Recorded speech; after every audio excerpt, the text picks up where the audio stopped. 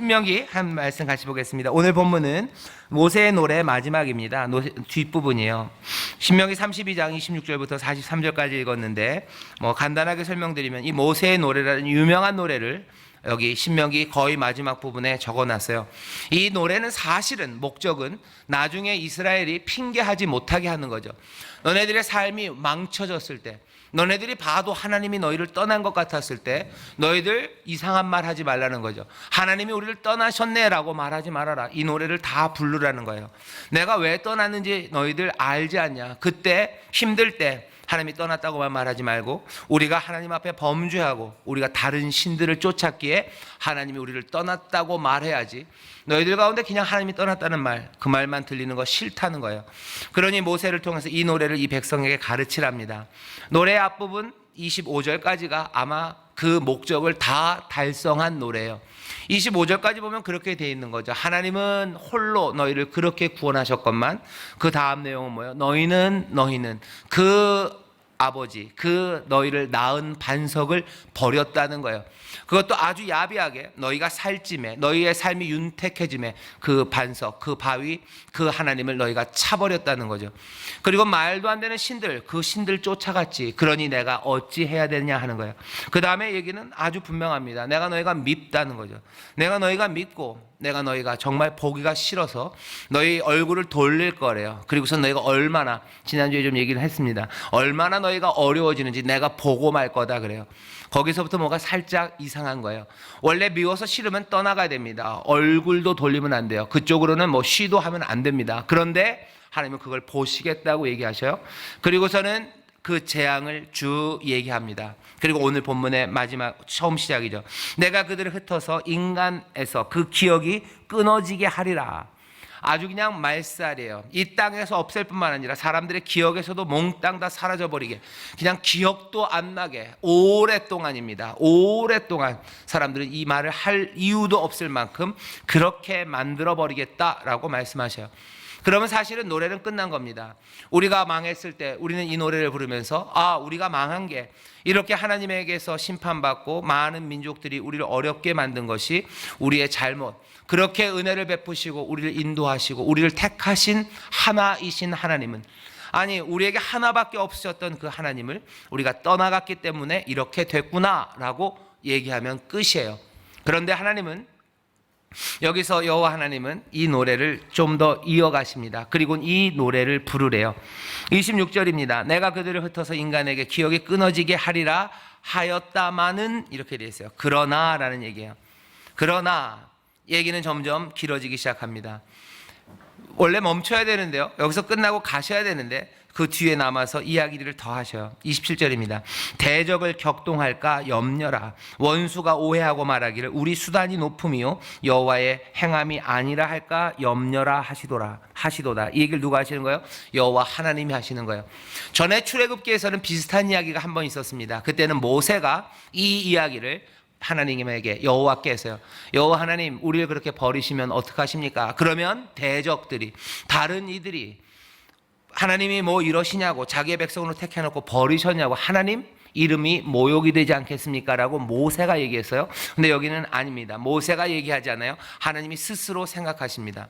어쩌면 모세가 출애굽기에 얘기했던 게 하나님의 생각을 알고 말했던지, 아니면 하나님의 이런 생각을 모세가 알고 말했던지, 아니면 모세의 말 때문에 하나님이 이렇게 생각하셨든지, 이거는 왔다 갔다 할 수 있어요. 하지만 아마도 하나님의 마음을 모세가 알아서 얘기를 했겠죠.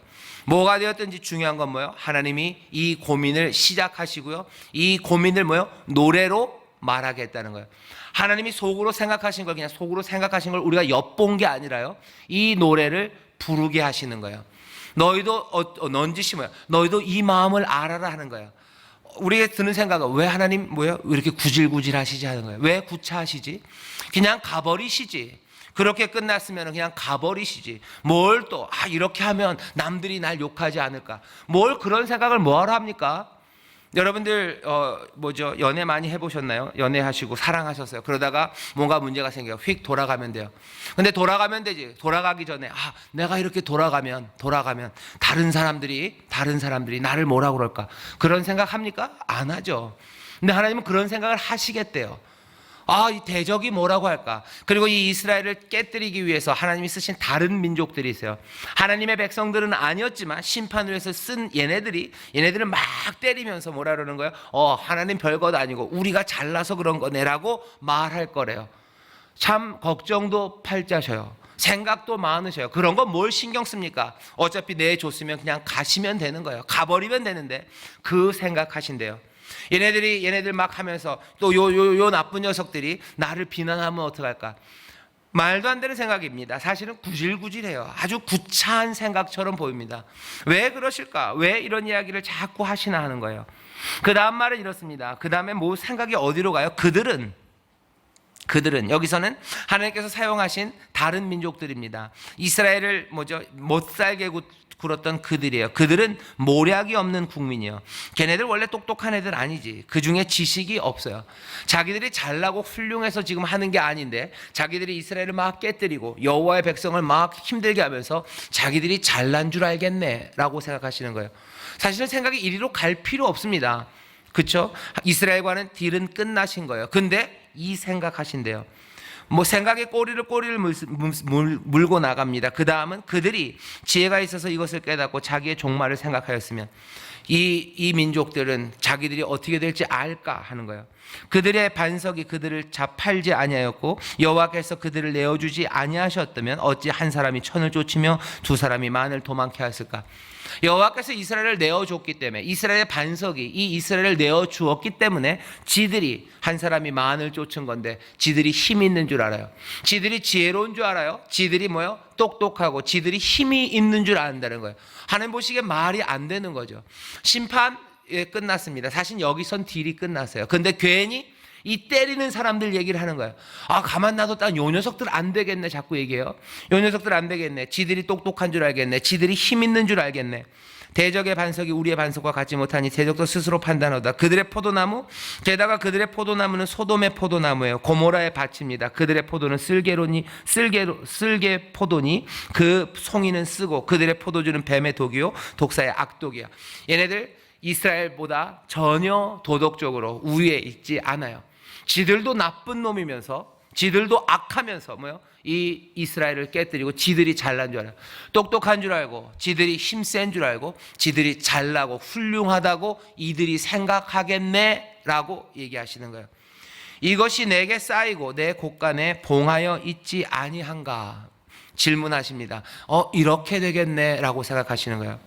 이렇게 되겠네. 보수는 내 것이라. 35절입니다. 그들의 실족할 그때에 갚으리로다. 그들의 환난의 날이 가까우니 당할 그 일이 속히 임하리로다. 심판하는 데 사용한 민족들, 그 민족이 이상한 생각을 하겠지라는 거예요. 야훼는 웃음거리가 되겠지라는 거예요. 그러면서 생각에 잠깁니다. 생각에 잠기고 생각이 복잡해지니 이 심판의 집행은 잠깐 멈춰진 거예요. 그리고는 하나님이 질문하시죠. 하나님이 심판하시고 때리십니다. 분명히 그래요. 하지만 다시 그 심판으로 때려 얻어맞은 이들을 구원하시는 것이 그렇게 쉬운 일은 아닙니다. 하나님께 너무 어려운 일 없죠. 너무 어려워서 하나님이 못하실 일 없습니다. 하나님이 이건 너무 어려워, 이건 못하겠어, 그럴 일은 없어요. 하지만 하나님에게 너무 쉬운 일, 그래서 아무렇게나 할 수 있는 일도 없습니다. 오늘 제목이 은혜 베품이 제일 쉬웠냐고? 라고 질문해요. 하나님이 우리를 때려서 얻어맞고 다른 민족들에게 상처받은 이 이스라엘을 하나님이 구원해내시는 일이 하나님에게 쉬운 일이냐고요? 하나님에게 능력으로 살리실 수 있어요. 하지만 하나님은 그게 쉽지 않으십니다. 지금 고민하시는 거예요. 왜?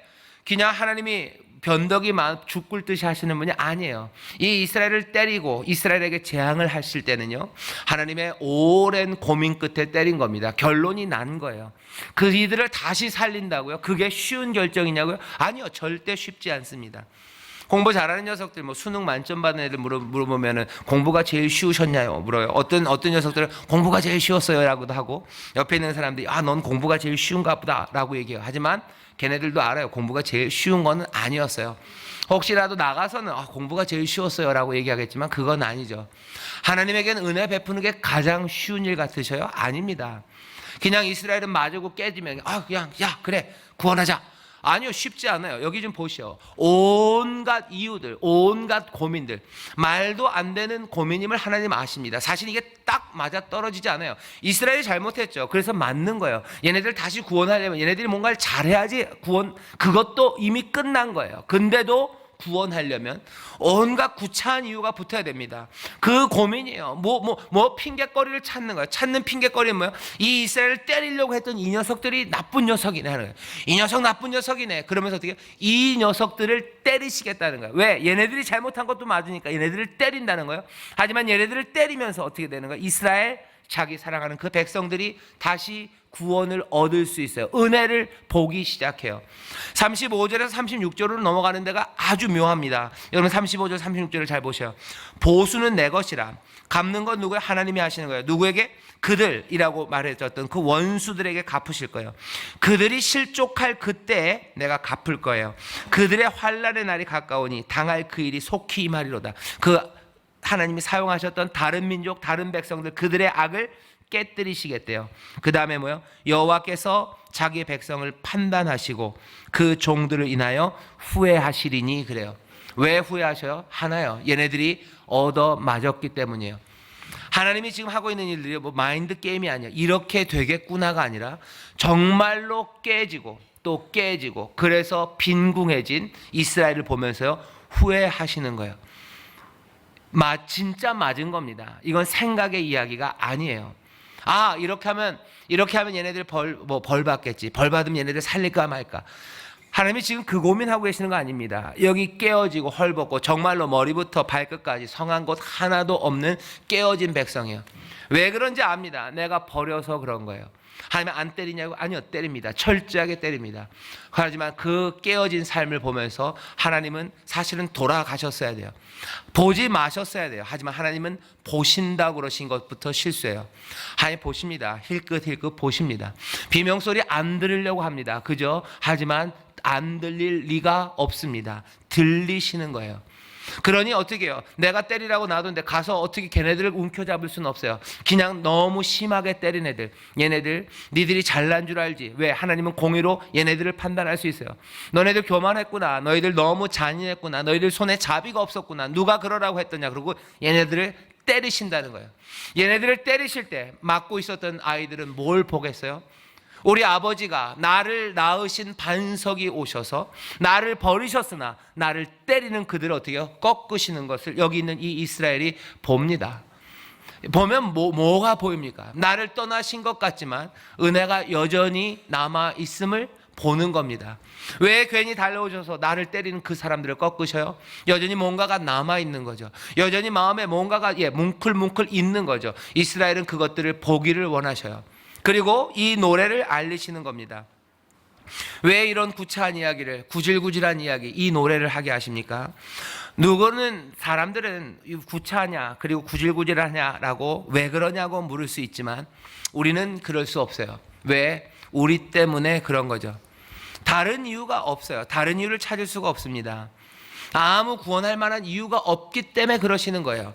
만약에 이 사람들이 회개했었으면 벌써 구원하셨을 거고요. 그 전에 하나님이 잘못해도 용서하셨고 그랬을 거예요. 때리셨을 때는 하나님께서 그냥 버리셨을 때는 그 이유가 있는 겁니다. 이 사람들 돌아서지 않아서 버리신 거예요. 이 사람들 맞으면 아플 거 압니다. 그런데도 버리신 거예요. 아무 이유가 없어요. 아모스 7장에 보면요, 하나님이 아모스에게 얘기하셔요. 내가 황충으로 여러 가지 재앙으로 너희를 치겠다고 얘기해요. 아모스가 그 얘기를 들을 때 처음에는 하나님 앞에 나가서 얘기해요. 하나님 그러지 마시라고. 이유는 딱 하나예요.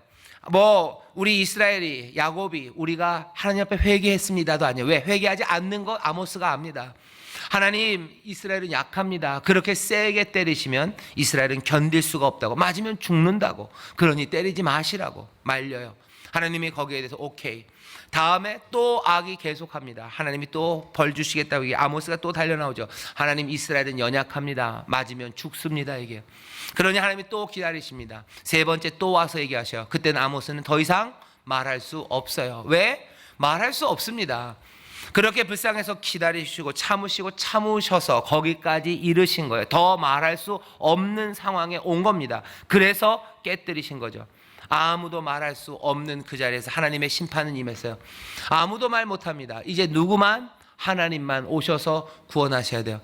그 구원의 일이 어떻게 이루어지냐고요? 여기는 그러니까 그냥 와서 확 움켜잡으면 되는데 그러실 수는 없어요. 그렇게 쉽지 않습니다. 은혜가 그렇게 쉽지 않아요. 은혜가 그렇게 쉬웠으면 예수님께서 갈보리 그 십자가에서 그렇게 땀방울이 핏방울이 되도록 고민하고 그렇게 몸부림치지 않으셨을 거예요. 하나님이 무슨 구원을 빈대떡 뒤집듯이 이렇게 저렇게 빈대떡 뒤집는 게 제일 쉬워서요. 너희들 살리는 게 나에겐 가장 쉬웠다. 아니, 그러지 않아요. 용서가 나에겐 가장 쉬웠다. 아니요, 용서가 쉽지 않습니다. 하나님의 용서가 쉽지 않습니다. 그게 오늘 본문에 나오는 거예요. 그렇게 너희들 다 없애려고 하였다마는, 그러면서 구차한 이야기들. 그들은 나를 뭐라고 할까? 그들은 뭐라고 그럴까? 그들이 악했네. 에이구, 그들을 때려야 되겠네. 이 모든 이야기들 가운데 여호와께서 자기 백성을 판단하시고 36절이요. 그 종들을 인하여 후회하시리니요. 얻어맞은 것 보면 마음이 아프시다는 거예요. 안 맞으려고요? 안 맞을 수는 없습니다. 정말로 잘못했으면 맞을 거예요. 하지만 맞고 있는 사람들에게 주시는 말씀이에요. 우리가 맞았습니까? 이 민족이, 이스라엘이 얻어맞았습니까? 이스라엘이 포로로 끌려갔습니까? 포로로 끌려간 사람들은 이 노래를 불러요. 하나님, 우리가 맞았어요. 우리를 때리는 사람들이 있어요. 어느 날이 올 거예요. 어느 날 하나님께서 우리를 때리는 그 이들을 꺾으시는 그날이 올 거예요.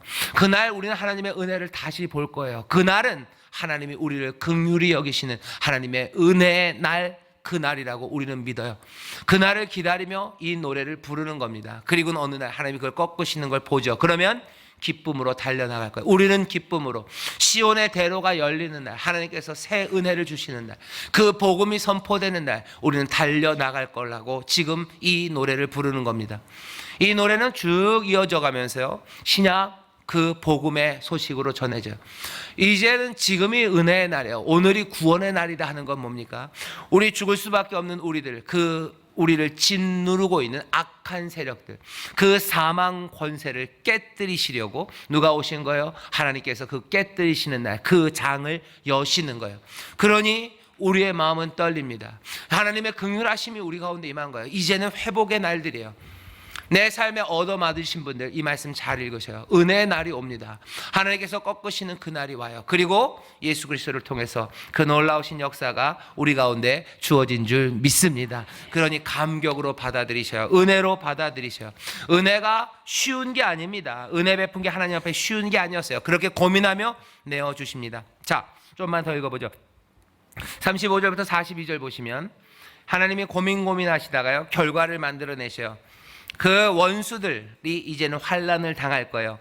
이스라엘이 받던 모든 심판을 이제 그들이 당할 겁니다. 한 칸 띄어서 40절서부터 쭉 나와요.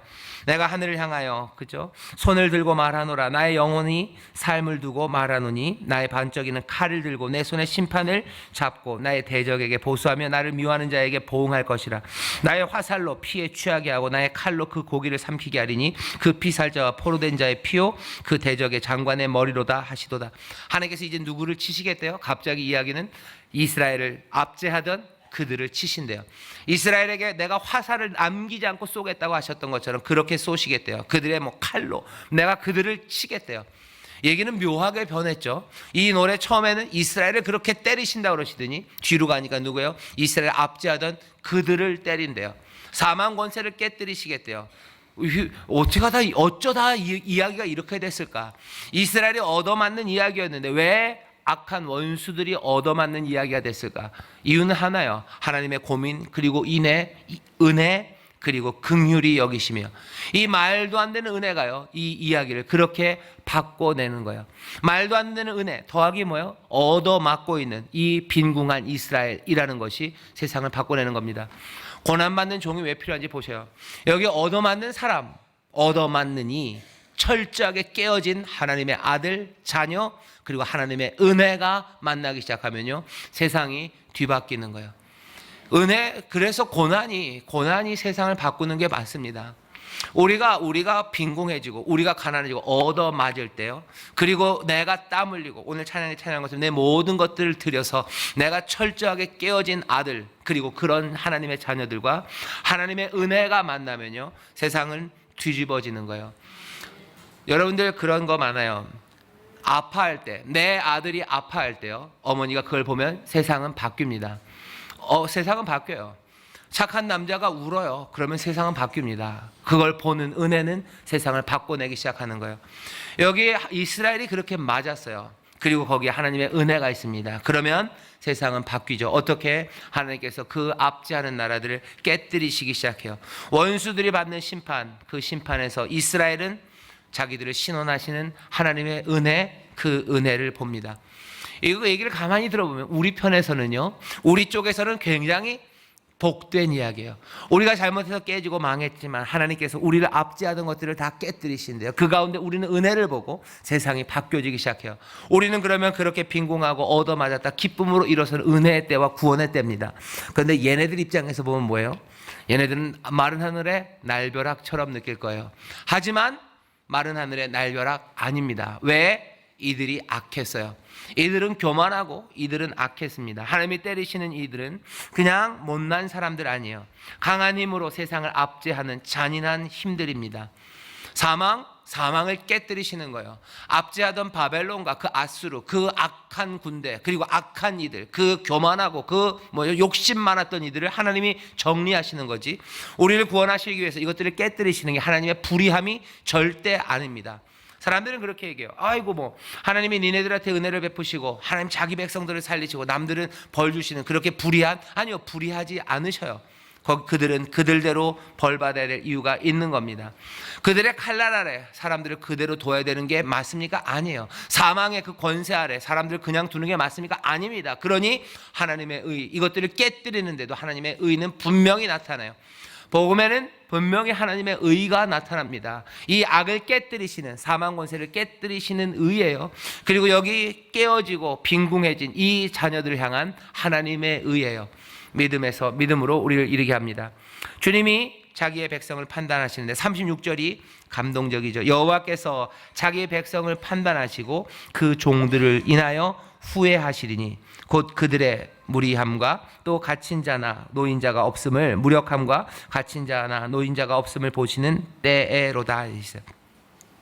여호와께서 자기 백성을 판단하시는데 앞에서 판단은 뭐예요? 심판이었어요. 하지만 이제는 뭡니까? 후회입니다. 이제는 가슴 아파하셔요.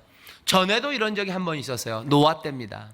노아 때 하나님이 이 땅을 보시니 온갖 악이 가득해요. 온갖 악만이 가득한 것을 보시고 하나님이 사람을 만든 걸 후회하셨대요. 없애야 되겠다라고 하셨어요. 그래서 어떻게 해요? 비를 내리시죠. 물로 세상을 쓸어버리셔요. 딱 그 심판입니다. 도저히 두고 볼 수가 없어서 쓸어버리셨어요. 그러니 모든 생명들이 다 죽습니다. 그때 그 일이 끝나고 나서요, 마음이 변하신 이는 하나님밖에 없어요. 하나님만 후회하십니다. 내가 잘못했네 라고 후회해요. 내가 이걸 감당 못할 걸 아셔요. 그러니 뭐라고? 내가 이제 물론은 사람들을 심판하지 않겠어 하고 십자가가 아니죠, 무지개를 걸어 놓으셔요. 하나님이 후회하십니다. 이럴 수 없구나 라는 걸 아셔요. 주님이 자기 백성을 판단하십니다. 멸망이라고 말해야 되는데요, 하지만 그 종들을 인하여 후회하신답니다. 불쌍히 여기신데 왜? 간단해요. 심하게 만든 아이를 보면 마음이 아픈 겁니다. 잘못한 건 맞아요. 하지만 그렇게 누굴 때리라고 시켜놨을 때 그 이들을 보면 가슴이 아픈 거예요. 주께서 이스라엘의 극한 빈궁을 보실 때 긍휼을 채워 넣으시며 안 됐다, 정말 안 됐다라고 하셔요. 하지만 하나님이 거기서 그냥 앉지는 않으십니다. 그러면서 책망하시는 말은 덧붙이셔요. 너희들 잘못한 건 알아라 하는 거죠. 우리도 그렇습니다. 얻어맞는 자녀들을 보면서, 그 힘들고 배골고 있는 아이를 보면서 다시 붙잡을 수밖에 없죠. 그리고서 뭐래요? 너 잘못한 건 알아야 돼. 다음부터는 그러면 안 된다라고 얘기하십니다. 그게 오늘 본문에 나오는 말씀이에요. 37절부터 여호와의 말씀에 그들의 신이 어디 있으며 그들의 피하던 반석이 어디 있느냐. 반석, 나만이 반석 아니니 너희들 얻어맞아 보니 알지 않겠냐. 내가 너를 낳은 반석 아니니, 네가 피할 반석 아니니, 네가 굳게 서야 되는 그 반석 아니니, 그들의 반석이 어딨냐라고 묻는 거예요. 네가 바랬던 것 어딨냐? 네가 믿고 의지했던 것 지금 어딨냐? 아무것도 없지 않냐? 네가 피하고 네가 바라고 의지했으나 이제 너는 점점 더 약해지고 무방비로 이렇게 얻어맞지 않느냐? 세상의 반석, 세상의 의지, 그것들 어디 있냐고 물으셔요. 38절입니다. 그들의 희생의 고기를 먹던 것을 또 전제 술을 마시던 것들로 일어나서 너희를 돕게 하라. 너희의 보장이 되게 해라. 너희들 그 우상들 한번 너희를 도우라고 해보래요. 아무것도 없지 않냐. 아무것도 없지 않냐. 이제는 39절입니다. 나 곧 내가 그인 줄 알라 하는 거예요. 이제는 좀 알아라 하는 거죠. 너희를 낳은 반석이 누군지 알아라. 너희들이 피하고 서야 될 그 반석이 이젠 누군지 알아라. 너희들 다른 데로 피하고 다른 것들 소망했던 거 그러다 그렇게 많이 맞았으면 이제는 그만해야 되지 않겠니? 내가 반석이고 39절입니다. 나와 함께하는 신이 없어요. 나 홀로 너희의 신이고 나 홀로 너희의 반석이고 나 홀로 너희를 인도하고 택하고 복주는 이가 나 혼자임을 알아라 라고 얘기하시는 겁니다. 내가 죽이기도 하며 살리기도 하며 상하게도 하며 낫게도 하나니 내 손에서 능히 건질 자 없도다. 내 손에서 능히 건질 자 없도다. 예나 지금이나 사람들은 이렇게 다른 반석으로 갔고요. 또 다른 반석으로 갔던 사람들은 예나 지금이나 그렇게 되었습니다. 하나님 말고 주님 말고 다른 것들을 바라는 사람들이 있어요. 그리고 다른 것들을 의지하는 사람들이 있습니다. 우리는 뭘 의지합니까? 그리고 뭘 바랍니까?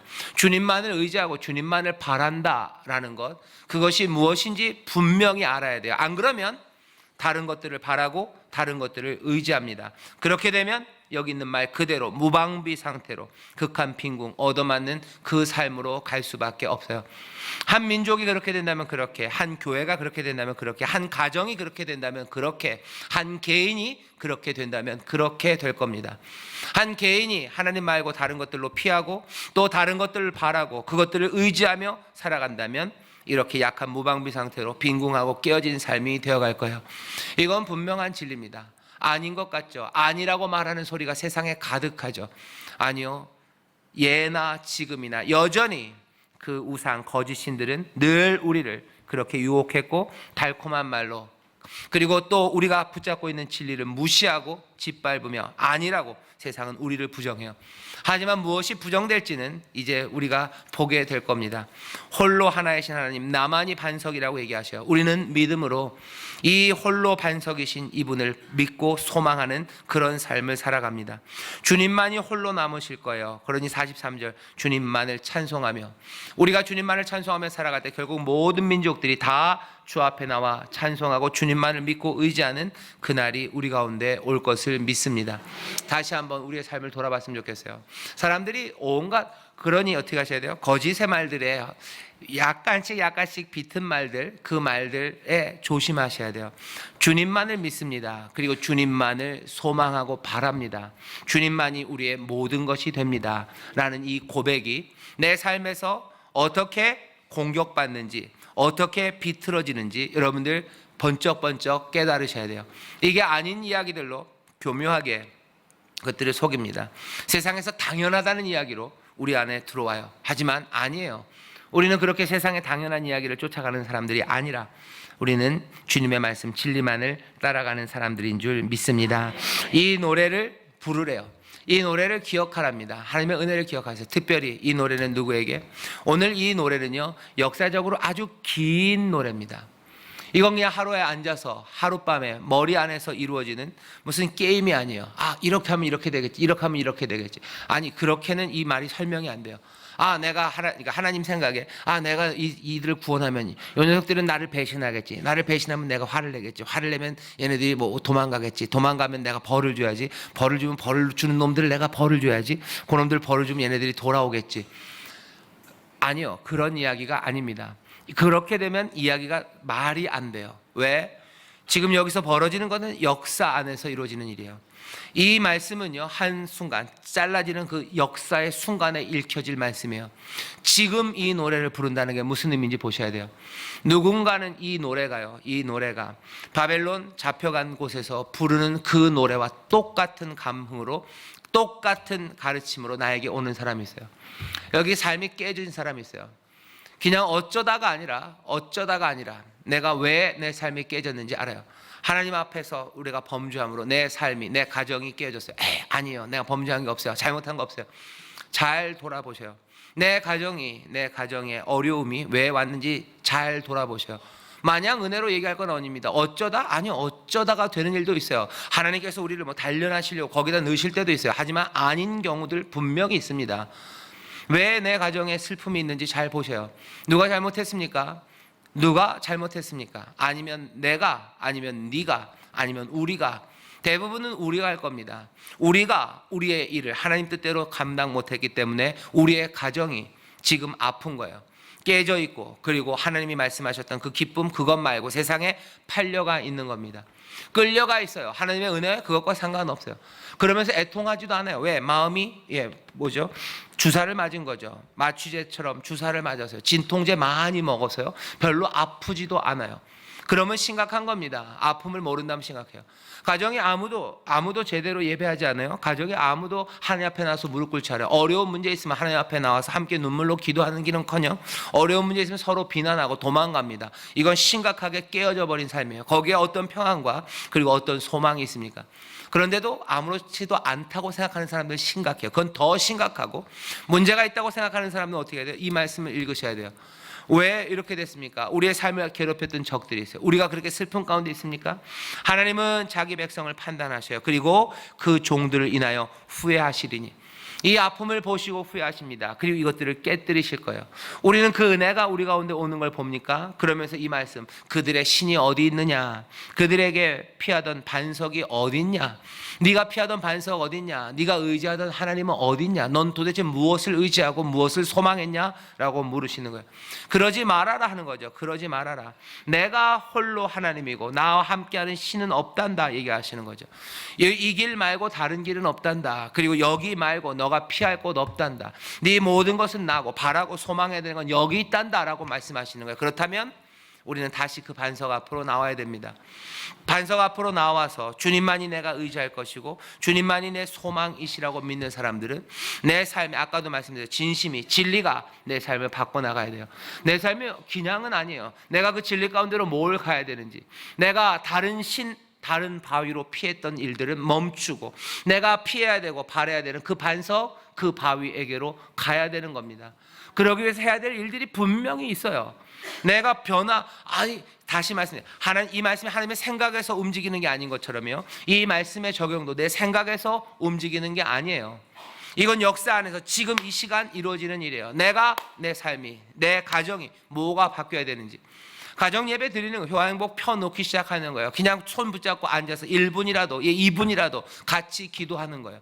뭐라도 시작해야 되는 바로 그 변화입니다. 내가 주를 의지하고 내가 주님만을 소망하기 위해서 내 삶이 뭐가 변해야 되는지, 오늘 바벨론에서 내가 오늘 무슨 노래를 불러야 되고 내가 무엇을 입고 나가야 되고 내가 누구 손을 잡아야 되는지, 그 변화가 시작되지 않으면 이 노래는 아무 노래도 아니에요. 이 노래는 아무 효과 없습니다.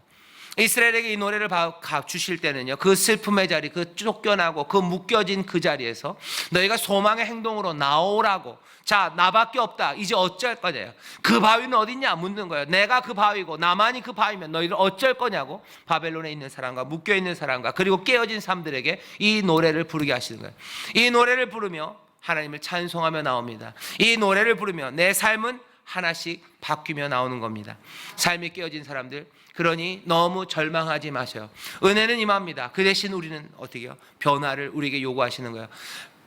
됩니까? 예, 됩니다. 판단하시되 긍휼히 여기시는, 판단하시되 불쌍히 여기시는 그 하나님이 여전히 우리를 보시고 여전히 자기가 반석이시라고, 나에게로 피하라고, 그리고 나밖에 없다고 얘기하셔요. 그렇다면 삶이 깨어진 모든 사람들은 다시 한번 일어나서 그 은혜를 붙잡고 주님 앞에 나가시기를. 은혜가 가장 쉬운 건 아니었어요. 하지만 우리는 그 은혜를 붙잡으니 우리의 순종도 쉽지는 않습니다. 그러니 어떻게 하시는 거예요? 성령님이 우리를 도우셔요. 성령님 우리를 도와달라고 기도하십시오. 힘들 거 알아요. 여러분들, 하나님의 은혜가 붙인 게 뒤집듯이 확 안 되는 것처럼요, 우리의 변화도 붙인 게 뒤집는 것처럼 확 안 됩니다. 이건 마음이 변해야 되는 거예요. 내 삶 전체가 변해야 되는 거예요. 성령의 도우심이 나와 함께 해야 돼요. 은혜로 함께 하시고 또 성령의 도우심이 함께 하셔서. 여러분들 재활치료 같은 거 해보신 적 있으신가요? 저는 없는데 굉장히 힘들고 아프대요.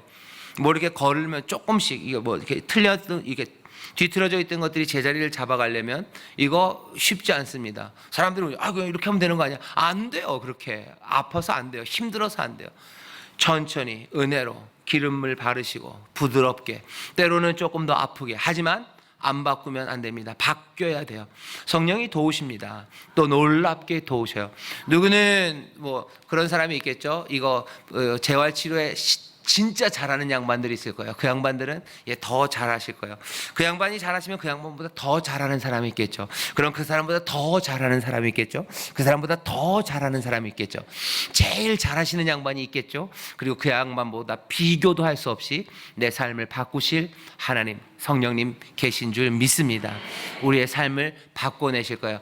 아프고 힘들 겁니다. 하지만 염려하지 마세요. 가장 위대하신 분이, 가장 선하신 분이, 그리고 능력 많으신 분이, 못할 것 없으신 그분이, 그리고 이제껏 수많은 하나님의 사람들을 바꿔내신 그 경력으로 분명히 증거되시는 그분이 우리 가운데 오셔서 우리의 삶을 변화시키십니다.